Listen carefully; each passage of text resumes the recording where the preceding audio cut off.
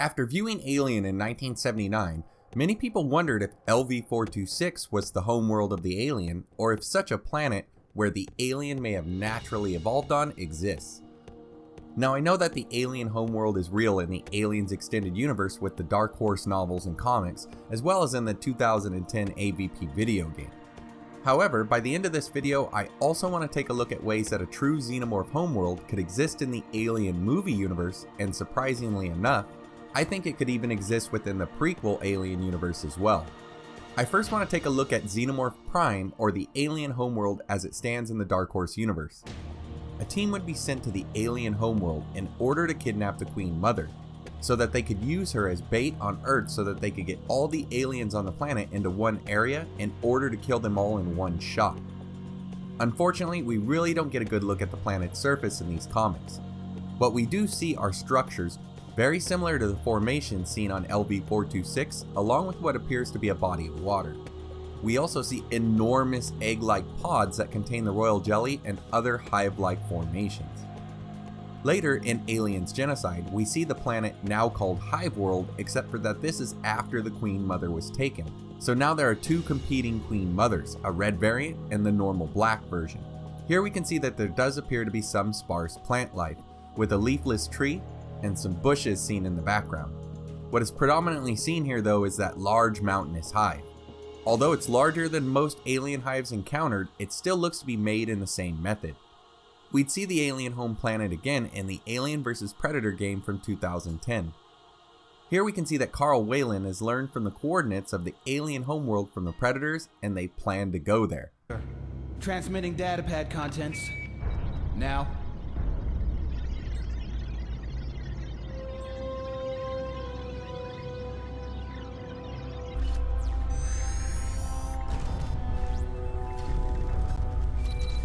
This has been a high-cost operation.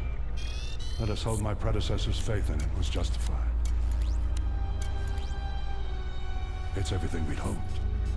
Worth waiting centuries for. The coordinates to the Xenomorph homeworld.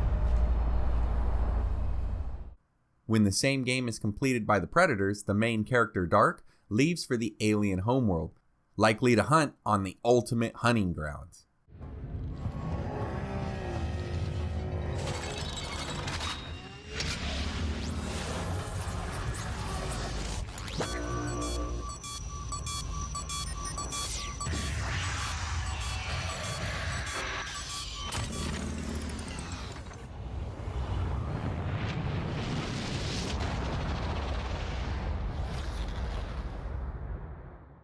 For another bit of information, we don't have to visit the planet, but instead we have some speculation from Dr. Arona, a civilian advisor to the Colonial Marines. Here he speculates that the aliens must be from a harsh, desolate environment due to their dense exoskeleton and remarkable adaptability.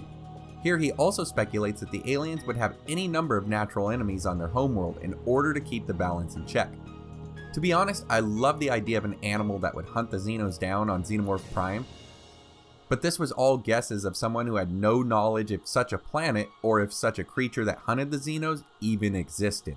The later comics would show that the homeworld is real, but there was no confirmation of these aliens that hunted Xenos.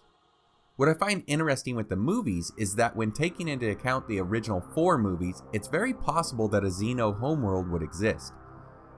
In the very early first drafts of Alien, it was possible that LV-426 was the homeworld, but that's not the case anymore. The Alien Resurrection novel even mentions the search for the alien homeworld, yet they say that it's never found. Even more interesting to me is the notion that such a world would exist within the prequel movies as well. Now for this, I actually do look to a piece from the Alien Covenant novel, but I think Prometheus and Covenant movies work with this idea as well.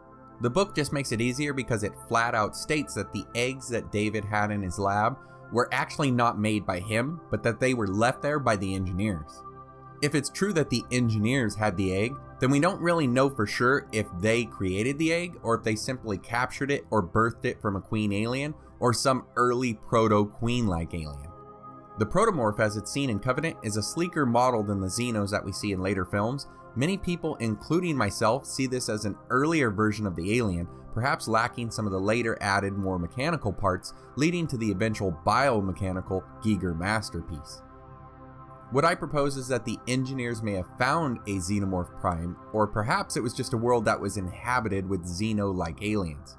Here they either modified the aliens or simply bred them to use as a weapon, a planet cleanser, some kind of breeding method, or some other unknown use.